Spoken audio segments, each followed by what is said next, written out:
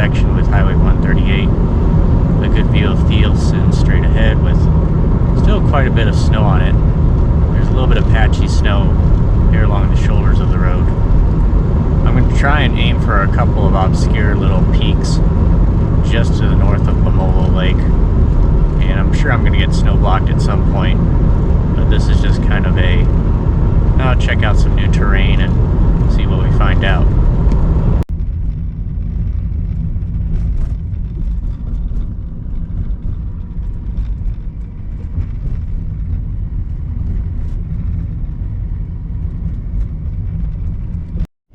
Here we are crossing this canal, and I think this is where I can park to access the falls. I was trying to approach it from the south side, but the road to it was just full of downed trees, and I just didn't feel like wasting my time over there. If that road was open, it would have been much quicker, but I think I'll power walk this. Probably got a little less than 2 hours before sunset. And I don't know how long this trail goes, but it goes some distance this way, and then behind me it kept going from where I parked. Okay, so I made it to my vantage point. That's absolutely beautiful. You can see where the trail from the other side, if I came that way, would have gotten me a lot lower perspective. But this really isn't too bad. It's quite pretty. So that sucked. I flew my little drone here, and then all of a sudden the engines cut out as I was taking my panorama. So it was auto landing, and I came from that vantage point straight up there. So I had to find a quick spot in the talus to land it. But it doesn't appear that I damaged this thing with where I landed. I spotted this rock here at the last second.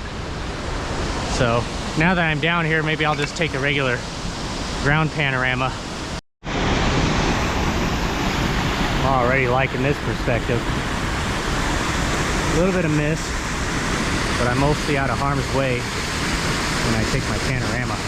I'll take a ground shot, but I don't know if my aerial would have turned out. Climbing back up this steep slope, the last view of the falls. Yeah, again, that was kind of weird with the drone.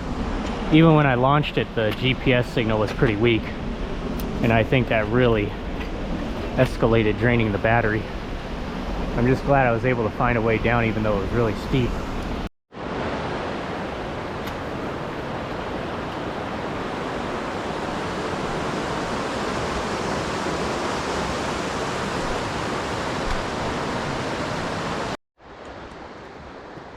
Starting to get a little bit darker, about 0.4 miles back to the car.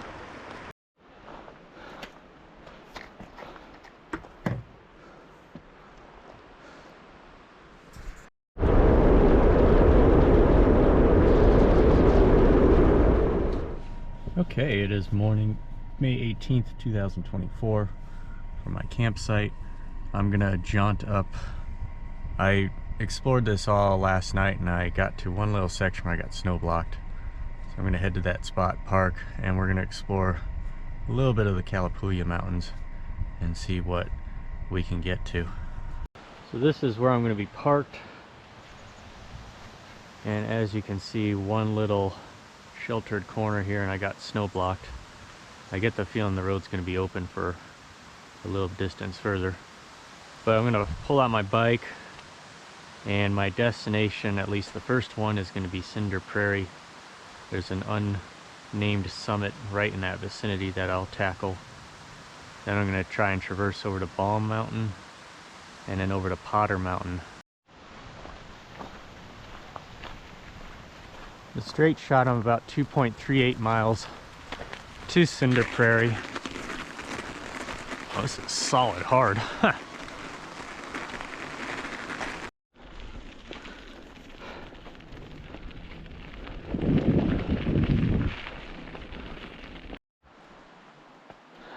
Good sized snow patch, still pretty solid. What I'm looking at was a fork in the road. That's where I came from. and I gotta go this way about 2/10 of a mile and then spur off. And the peak I'm going for is kind of backtracking in that direction. I just had to get around the big stream that flowed in between. But for now, I'm just gonna park my bike chained up against this tree, and we're just gonna venture on foot and get to Cinder Prairie. Now I'm gonna spur off to the right, and supposedly this little road meets up with a trail. How much of it I can follow, I don't know. So there's an old sign here, and this is where the road seems to end. Skipper Lakes Trail number 1486. If you look closely, all the little dots you see here, they're all these little jumping bugs. I've seen them before. If they get on you, they like to give a little bite. I'm not sure if that's what they call, these are called no-see-ums. I believe that's what that little insect is called. So meandering around this way, gotta scoot around this next ridge, and Balm Mountain is back this way. When I reach Cinder Prairie, I'll just traverse over the top of the ridge.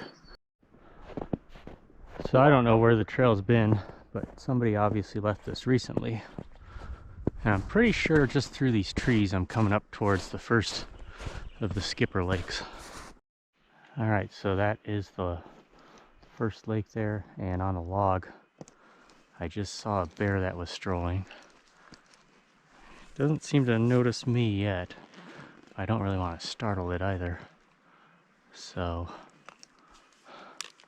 let me see if I could find, oh, there he is.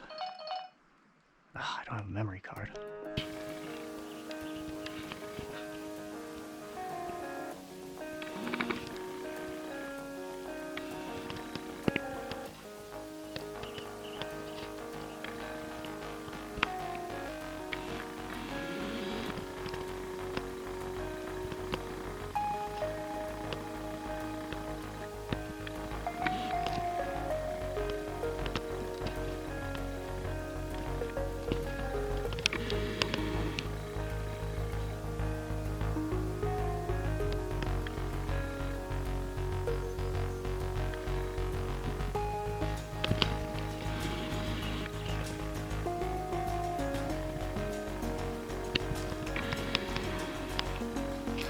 So I'm at the other side of the lake now, and he's still just right there. Kind of eating whatever he can find.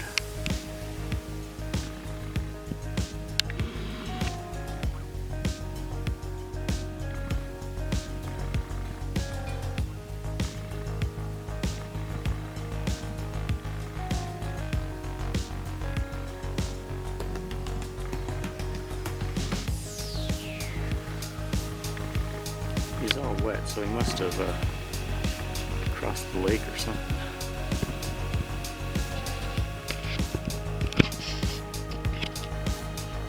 It has to be such an easy shot.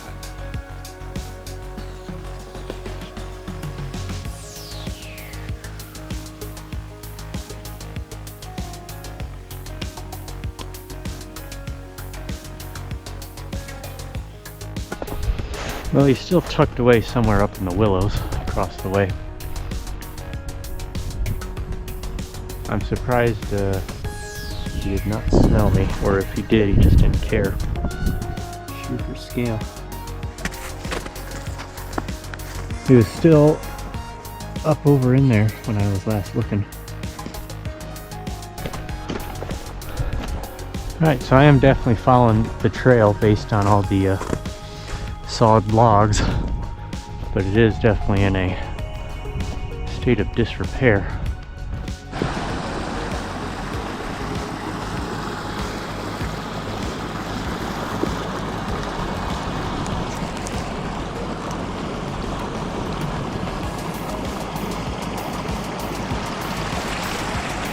I think that's a glacier lily.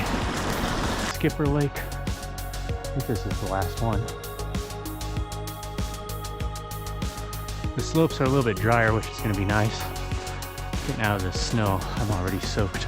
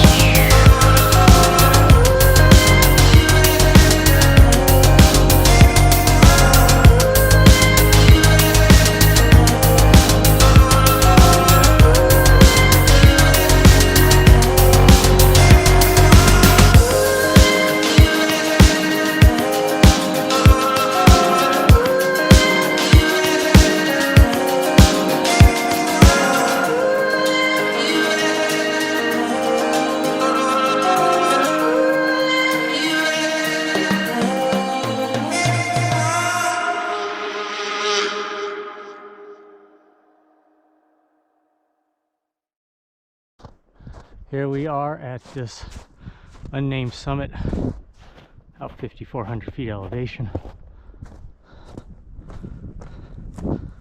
Broken and melted glass all up in here.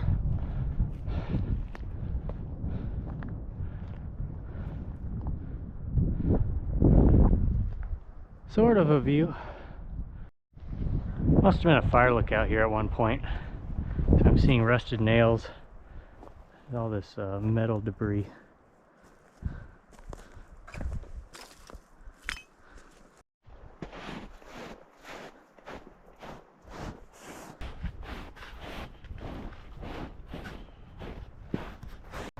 Made it to the end of this old road. The sign's even gone, but there's the trail. I'm trying to get up to the false summit. Now I got to drop a little bit, eventually connect over to Balm Mountain. But first I gotta get up and over this band of cliffs. And going on up, you could see this old wire here. That's probably what connected to that, what I presume was a fire lookout when I was on that little summit. That was, I'm actually higher than it now. It's back in that direction.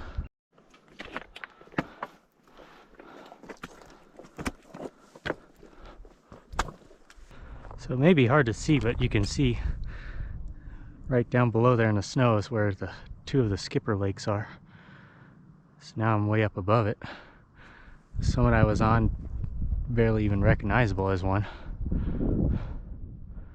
View of Diamond Peak spanning all the way south. You can even see McLaughlin, Rogue Umpqua Divide. Checking out this cool little volcanic tuff formation.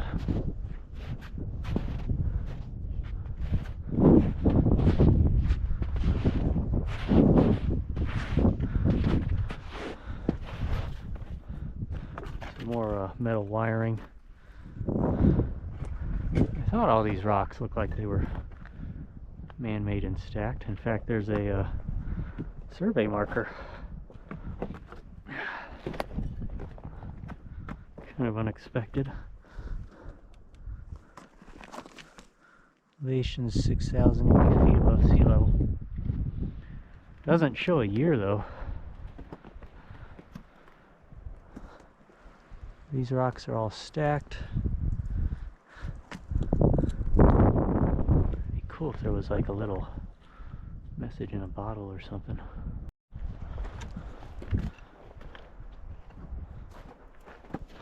Real short distance, I'm at the top, and already we're back into the snow. And I probably will be, at least for the descent, until I start the climb up Balm Mountain itself.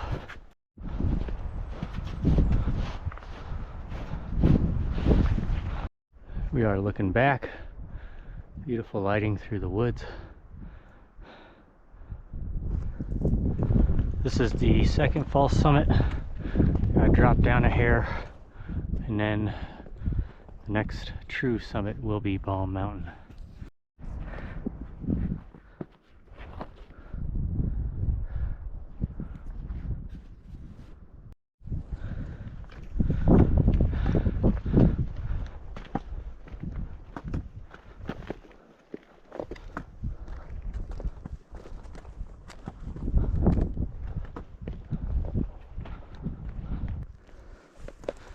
Okay, I believe that is the summit formation. Old metal foundation rod. So I'm pretty sure this had a fire lookout on it, but long gone. I'll have to do some research to see when this was here.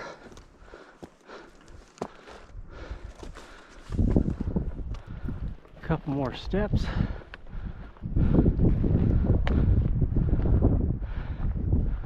And here we are on the summit. Balm survey says 1935. And of course here comes all the melted glass shards. Sort of electric box. This is where the fire lookout once existed. Not too shabby a view.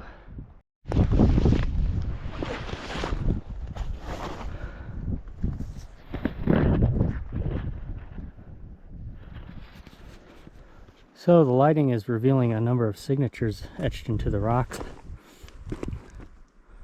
There's some over here. Buddy Air, A-Y-R-E. 39. This one is September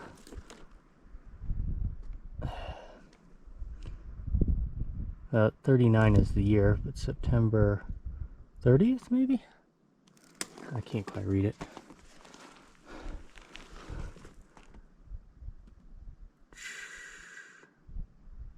Trista Keel, K-I-E-H, oh that's 2004.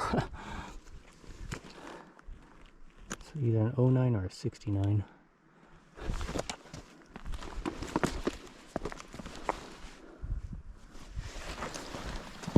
This one's September 10th, 39. Maybe that other one was a 10th as well. Well, this is probably all the more I'm going to do up here. Potter Mountain is that way to the east. I'll have to save that for another time. There is reason to come back to the Calapooyas. There's a couple of shelters and lakes stretching along this ridge of the mountains, but I got snow blocked down in the valley there, so I'm just gonna meander back down to my bike, which is a little over a mile away from here. Just take this snowbank ridge down this way and then cut down to where I was. These mountains are high enough, it does seem like this is kind of a barrier between more of the lusher part, the north part of the state, where all the clouds are, and then you look more into southern Oregon and it's pretty much all blue sky. Still quite a bit of a cold breeze up here. Otherwise, it's pretty nice weather. And I start loving the evening hours, just the lighting on everything. It's really pretty. As I always say, I wish I could stay up here till sunset. But I gotta get down.